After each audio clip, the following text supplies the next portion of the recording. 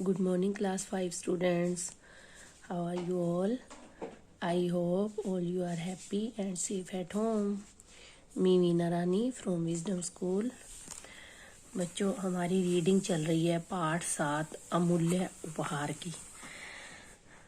यहाँ तक हमने रीड किया था। जब पिंटू का जन्मदिन होता है तो वो एक बाहर गुमसुम सा लड़का बैठा होता है, तो पिंटू उसके पास जाता है। तो वो बालक उसको बोलता है, आज कोई त्योहार था क्या, होली दिवाली जैसा? पिंटू क्या कहता है, नहीं भाई, त्योहार नहीं था, मेरी वर्षगांठ थी, 12वीं वर्षगांठ। बालक ने कहा, वर्षगांठ क्या होती है? जी, वर्षगांठ क्या होती है जी? पिंटू ने कहा, क्या तुम यह भी नहीं जानते? बालक ने सिर हिलाते हुए, मैं क्या जानूं भैया।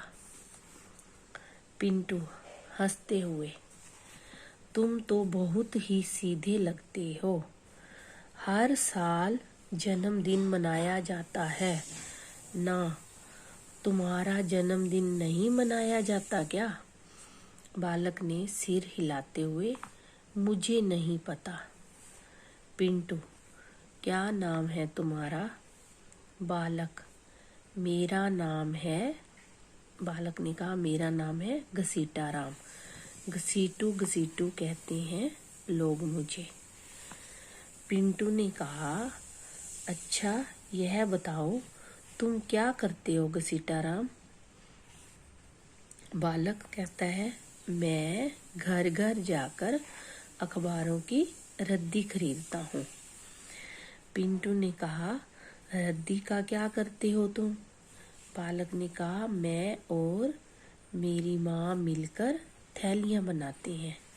कागज के लिफाफे बनते हैं ना, कागज वाले, तो वो थैलियाँ बनाते हैं, फिर उन्हें लाला के यहाँ बेच देते हैं। पिंटू ने कहा, तो क्या इसी से तुम्हारा गुजारा चलता है घसीटा राम? बालक ने कहा, हाँ जी। पिंटू ने कहा, स्कूल नहीं जाते हो तुम?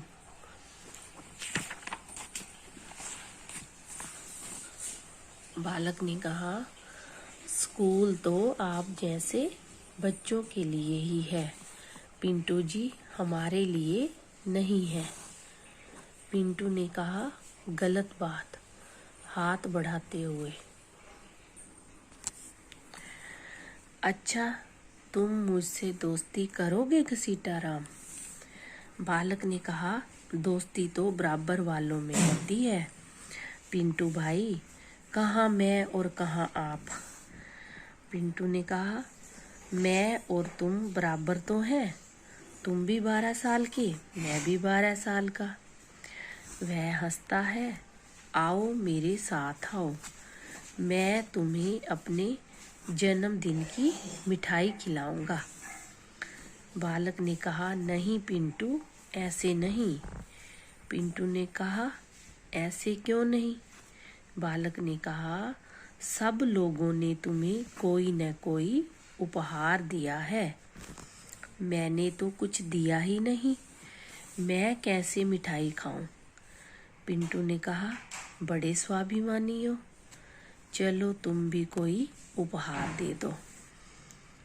बालक ने कहा, अच्छा तुम कुछ देर ठहरो, मैं अभी घर से लौटकर आता हूँ। बालक तेज तेज कदमों से जाता है। पापा ने कहा, पिंटू की ओर आते हुए, पापा, क्यों पिंटू, किससे बातें हो रही थी बाहर सड़क पर? पिंटू ने कहा, मेरा एक नया दोस्त बना है पापा, घसीटा राम। पापा ने खींचते हुए, वह गंदा लड़का, रद्दी वाला? पिंटू, वह गंदा लड़का नहीं है पापा, बहुत सीधा सच्चा है। पापा, मूर्खों वाली बात मत करो, ऐसे गंदे बच्चों से नहीं मिला करते। मम्मी ने कहा, हाँ हाँ पिंटू, तुम्हारे पापा ठीक कह रहे हैं, तुम पढ़ने लिखने वाले बच्चे हो, तुम्हारा और उसका क्या साथ। पिंटू ने कहा, पर मम्मी, मैंने तो उससे वादा किया है कि मैं उसे अपने जन्मदिन की बहुत सारी मिठाइयाँ दूंगा। पिंटू नहीं सॉरी पापा ने कहा, ठीक है, मिठाई तुम उसे दे देना। पर वह तो चला गया। पिंटू ने कहा, चला नहीं गया पापा, वह तो उपहार लेने गया है मुझे देने के लिए। पापा, उपहार लेने गया है? पिंटू ने कहा, हाँ मम्मी, वह कह रहा था मैं तब तक मिठाई नहीं खाऊंगा जब तक उपहार नहीं दूंगा। मुझे सभी ने उपहार दिए हैं ना। पापा ने कहा, तो क्या तुम उस गरीब बच्चे से उपहार लोगे? पिंटू ने कहा, इसमें बुरा क्या है पापा? मम्मी ने कहा, तुम्हें इसमें कुछ भी बुरा नहीं लगता है पिंटू? पिंटू ने कहा, नहीं मम्मी। मम्मी ने कहा, ओफ, तुम्हें क्या हो गया है बेटे? ये देखिए, ओफ के बाद ये विस्मयादि बोधक चिन्ह लगाया है। तुम्हें क्या हो गया बेटे? तो प्रश्न पूछा गया तो प्रश्नवाचक चिन्ह। पापा ने कहा, अच्छा भाई, अब तकरार बंद करो। वह आएगा तुम्हारा नया मित्र घसीटाराम, तो तुम उसे डट कर मिठाई खिलाना, पर उससे कोई उपहार आदि मत लेना, समझे? पिंटू ने कहा, वह कुछ लाएगा तो मैं कैसे इनकार करूंगा पापा? मम्मी ने कहा, इनकार करने में कौन सी मेहनत करनी पड़ेगी बेटे? पिंटू ने कहा, जितने लोग उपहार लाए थे मम्मी, उनमें से किसी को मैंने मना किया है क्या? फिर उसे क्यों मना करूंगा मैं? मम्मी ने कहा, उनकी बात और थी बेटे, इस लड़के की बात कुछ और है। घसीटाराम तेज तेज कदमों से पिंटू के घर की ओर आता हुआ दिखाई देता है। घसीटाराम, लो भाई पिंटू, मैं तुम्हारे लिए एक छोटा सा तोहफा लाया हूँ। पिंटू ने हाथ में एक छोटे से पौधे को देखते हुए, यह क्या लाए हो? घसीटाराम, यह आम का पौधा है, छोटा सा आम का पौधा है। तुम्हें कुछ नहीं करना पड़ेगा पिंटू भाई, मैं इसे तुम्हारे आंगन में लगाए देता हूँ। देखना यह धीरे धीरे बढ़ जाएगा। पिंटू ने कहा, कैसे लगाओगे इसे? घसीटाराम, मैं खुरपी भी लाया हूँ पिंटू, सोचा कहीं तुम्हारे घर न हो। बड़े घरों में बाजा होता है, खुरपी नहीं होती। घसीटाराम पौधा लगाकर हाथ झाड़ता है और नल से पानी लेकर हाथ धो लेता है। पिंटू ने भीतर से मिठाई का डिब्बा लाते हुए, लो घसीटाराम, मिठाई खाओ। घसीटाराम मिठाई का डिब्बा लेते हुए, तुम इस बच्चे की चिंता मत करना पिंटू, मैं रोज या दूसरे दिन आकर इसे पानी दे जाया करूँगा। 5 साल में यह पेड़ बन जाएगा, देखना। घसीटाराम चला जाता है। मम्मी पापा वहीं खड़े बतिया रहे हैं, बतिया मतलब बातें कर रहे हैं। पापा ने कहा, मन भी किस मूर्ख पर आया है अपने पिंटू बेटे का। मम्मी ने कहा, कुछ नहीं जुड़ा तो आम का पौधा ही उखाड़ लाया घर से। पिंटू ने कहा, पर मम्मी, घसीटाराम का उपहार तोहफा सबसे बढ़िया है, यह तो आप मानेंगी। मम्मी ने कहा, वह कैसे? इतने अच्छे अच्छे कपड़े, पेन, शोपीस सब लोग लाए, वे बढ़िया नहीं है? यह आम का पौधा बढ़िया है तुम्हारे लिए? पिंटू ने कहा, हाँ मम्मी, ये सब चीजें तो खत्म हो जाएंगी, समाप्त हो जाएंगी, आज नहीं तो कल, पर यह पौधा तो कभी समाप्त नहीं होगा, समाप्त कभी खत्म नहीं होगा। पापा ने कहा समाप्त नहीं होगा। पिंटू ने कहा हाँ पापा, 5 वर्ष में यह पूरा पेड़ बन जाएगा, फिर उस पर फल आएंगे मीठे मीठे। घसीटा राम का उपहार तो जीवन भर चलेगा, है ना यह अमूल्य उपहार, अमूल्य जिसका कोई मूल्य ना हो। पापा ने कहा अरे मूर्ख, कब दादा लेगा, कब पोता बरतेगा। पिंटू ने कहा पोता नहीं पापा, मैं और आप भी बरतेंगे, इस पेड़ के फल मैं और आप भी खाएंगे। पिंटू पौधे पर पानी छिड़कता है। तो अच्छा लगा ना बच्चों ये लेसन, है ना। इस लेसन से हमें ढेर सारी शिक्षा मिलती है। एक तो ये कि वृक्ष जो है हमारे लिए अमूल्य है और वृक्षों के कितने फायदे हैं आप सबको पता है ना। वृक्ष हमें छाया भी देते हैं, फल भी देते हैं, तो लकड़ी भी देते हैं, बहुत सारी चीज़ें हमें वृक्षों से प्राप्त होती हैं। तो आपने देखा कि पिंटू और घसीटा राम बिल्कुल गरीब घर से और पिंटू अच्छे घर से, फिर भी उसने कोई भेदभाव ना करते हुए उससे दोस्ती की। और साथ ही साथ हमें ये भी बताया कि पेड़ जो है, पेड़ पौधे जो है हमारे लिए एक अमूल्य उपहार है। उसके जो जन्मदिन पर उसे उपहार प्राप्त हुए थे, उनसे कहीं ज़्यादा उसने पौधे को, देखिए पेड़ को, जो पौधा उसने घसीटा राम ने दिया उसको अमूल्य उपहार माना उसने। तो आपको भी समझ में आ गया होगा ना ये लेसन, आपने दोबारा से रीड भी करना है। अब हम करेंगे इसके शब्दार्थ। दृश्य, नज़ारा, दृश्य नज़ारा।